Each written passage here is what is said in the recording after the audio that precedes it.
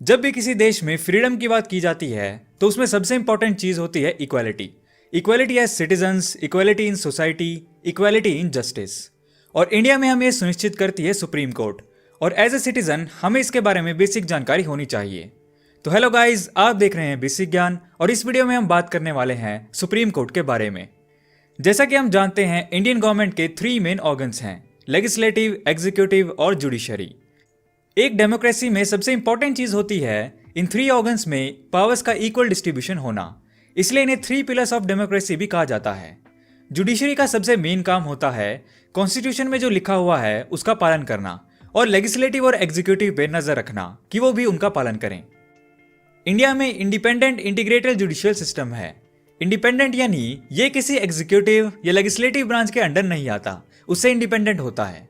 और इंटीग्रेटेड मतलब जैसे सेंटर और स्टेट में अलग अलग गवर्नमेंट होती है और उनमें पावर्स शेड्यूल 7 में दी गई यूनियन लिस्ट, स्टेट लिस्ट और कंकरेंट लिस्ट के अकॉर्डिंग डिवाइडेड होती हैं। लेकिन जुडिशरी के केस में स्टेट और सेंटर में सिंगल जुडिशियल सिस्टम ही लगता है, इसीलिए इसे इंटीग्रेटेड जुडिशियल सिस्टम कहते हैं। इसका स्ट्रक्चर अगर देखें तो पिरामिड फॉर्म में होता है। सबसे ऊपर सुप्रीम कोर्ट, फिर उसके अंडर हाई कोर्ट्स और फिर डिस्ट्रिक्ट कोर्ट्स और फिर सबऑर्डिनेट कोर्ट्स।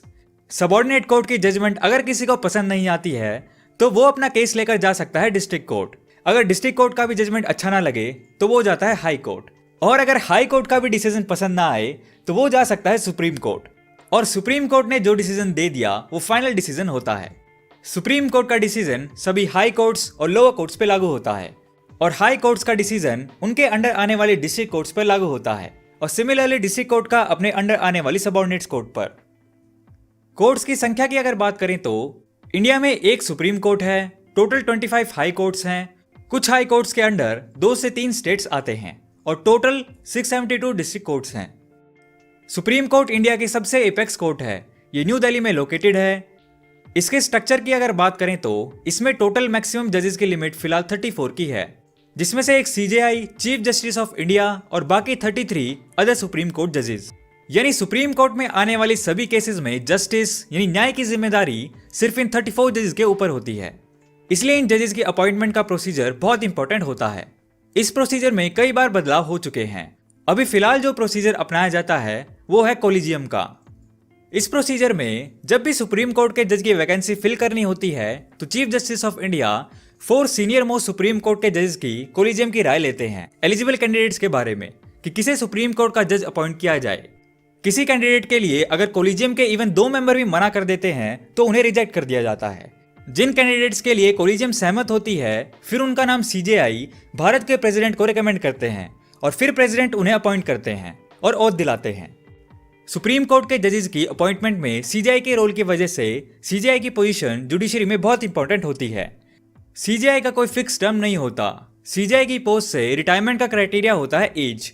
जैसे ही सुप्रीम कोर्ट के किसी जज की एज 65 ईयर्स हो जाती है वो सुप्रीम कोर्ट से रिटायर हो जाते हैं, और उस टाइम सुप्रीम कोर्ट के जजेस में जो सीनियर मोस्ट जज होता है वही अगला सीजीआई बनता है। सीनियरिटी से यहाँ मतलब होता है कि कितने टाइम तक उन्होंने सुप्रीम कोर्ट में एज जज काम किया है।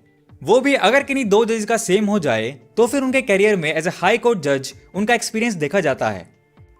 सीजीआई की अपॉइंटमेंट और ओथ भी प्रेसिडेंट के द्वारा ही दिलवाई जाती है।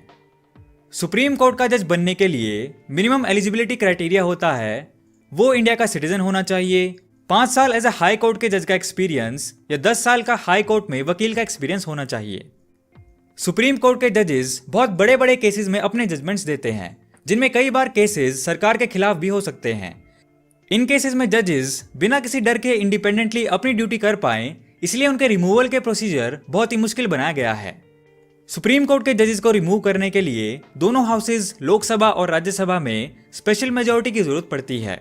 ये करना कितना मुश्किल है इसका आइडिया आप इस बात से लगा सकते हैं कि आज तक एक भी सुप्रीम कोर्ट के जज को अपनी पोस्ट से रिमूव नहीं किया गया है।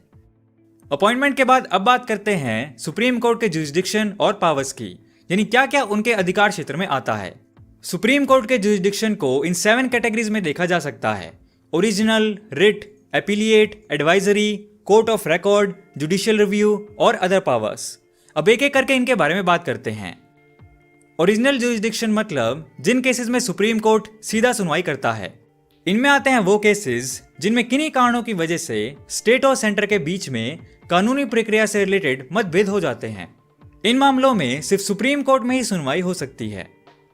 Next, writ. जब भी किसी सिटीजन के फंडामेंटल राइट्स का जो कॉन्स्टिट्यूशन ने हमें दिए हैं उनका हनन सरकार के किसी कानूनी प्रक्रिया द्वारा किया जाता है तो वो भी सुप्रीम कोर्ट में डायरेक्टली जा सकता है। सुप्रीम कोर्ट की जिम्मेदारी होती है सिटीजन्स के फंडामेंटल राइट्स को प्रोटेक्ट करना। Next, appellate jurisdiction. किसी भी टाइप के सिविल या क्रिमिनल केस में जब भी लोअर कोर्ट्स में किसी को इंसाफ ना मिले तो वो सुप्रीम कोर्ट में अपील कर सकता है, लेकिन उस केस में सुनवाई की जाएगी या नहीं वो कोर्ट डिसाइड करता है। इन केसेस में सुप्रीम कोर्ट में अप्लाई करने से पहले हाई कोर्ट में अप्लाई करना होता है। हाई कोर्ट के जजमेंट के बाद ही वो सुप्रीम कोर्ट में अप्लाई कर सकते हैं। स्पेशल केसेस में हाई कोर्ट खुद भी सुप्रीम कोर्ट को किसी केस की सुनवाई करने के लिए अपील कर सकते हैं। Next, advisory jurisdiction. Supreme court कई सारे कानूनी प्रक्रिया से जुड़े विषयों पे इंडिया के प्रेसिडेंट को एडवाइस कर सकते हैं। हालांकि वो एडवाइसेस प्रेसिडेंट के लिए मानना कंपलसरी नहीं होता, लेकिन स्पेशल केसेस में सुप्रीम कोर्ट का व्यू प्रेसिडेंट के लिए कंट्रोवर्शियल टॉपिक्स पर डिसीजन लेने में काफी हेल्पफुल हो सकता है। अभी तक टोटल 15 से 20 बार भारत के राष्ट्रपति ऐसा कर चुके हैं जब अपने डिसीजन में उन्होंने सुप्रीम कोर्ट का रेफरेंस दिया हो। Next, court of record. Supreme court के किसी भी जजमेंट को दोबारा एविडेंस के बेस पे प्रूफ नहीं करना पड़ता। सुप्रीम कोर्ट के डिसीजंस अपने आप में ही एविडेंशियली प्रूव्ड मान लिए जाते हैं। सुप्रीम कोर्ट के जजमेंट्स और ऑर्डर्स को एज रेफरेंस यूज किया जा सकता है, यानी जो भी जजमेंट सुप्रीम कोर्ट में दिए जाते हैं उनका यूज करके लोअर कोर्ट्स में भी दलीलें दी जा सकती हैं और जजमेंट्स पास किए जा सकते हैं। इसके अलावा सुप्रीम कोर्ट के पास पावर होती है कंटेम्प्ट ऑफ कोर्ट के केस में पनिश करने की। ये कंटेम्प्ट दो टाइप के हो सकते हैं, सिविल और क्रिमिनल। सिविल कंटेम्प्ट मतलब जानबूझकर अगर कोई सुप्रीम कोर्ट के रूल्स और ऑर्डर्स को ब्रेक करे। क्रिमिनल कंटेम्प्ट मतलब अगर कोई न्याय और कानून की प्रक्रिया में बाधा बने, कोर्ट के गौरव और नैतिकता पे गलत टिप्पणी करे या कोर्ट की रेपुटेशन को कम करने की कोशिश करे। तो इन केसेस में सुप्रीम कोर्ट आरोपी को मैक्सिमम 6 मंथ की जेल या 2000 रुपए का फाइन या दोनों लगा सकता है। नेक्स्ट है पावर ऑफ जुडिशियल रिव्यू। ये सुप्रीम कोर्ट की सबसे बड़ी पावर्स में से एक है। सुप्रीम कोर्ट इंडिया के लेजिस्लेटिव और एग्जीक्यूटिव द्वारा बनाए गए लॉज पर रिव्यू ले सकता है और उनकी वैलिडिटी चेक कर सकता है कॉन्स्टिट्यूशन के रेफरेंस में।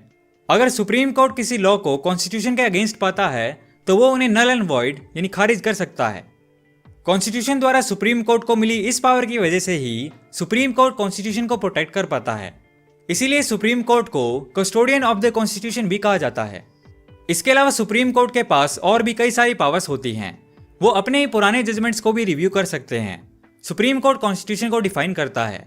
कॉन्स्टिट्यूशन में यूज किए गए कई सारे वर्ड्स का इंटरप्रिटेशन सुप्रीम कोर्ट ही हमें समझाता है। कुछ ऐसे एरियाज भी हैं जहां सुप्रीम कोर्ट की पावर सीमित हो जाती हैं, जैसे financial matters, interstate water disputes, treaty disputes और इसके अलावा मिलिट्री और कोर्ट मार्शल के केसेस एटसेट्रा। तो ये थी इंडिया में सुप्रीम कोर्ट के ऊपर छोटी सी वीडियो। अगर आप चाहते हैं ऐसे ही किसी और इंटरेस्टिंग टॉपिक पे भी हम वीडियो बनाएं तो वो आप नीचे कमेंट सेक्शन में सजेस्ट कर सकते हैं। सो दोस्तों, वीडियो पसंद आया तो लाइक एंड शेयर करो यार, एंड नए हो तो इस चैनल को सब्सक्राइब कर लो क्योंकि मैं ऐसी वीडियोस आपके लिए लाता रहूंगा। And thanks for watching.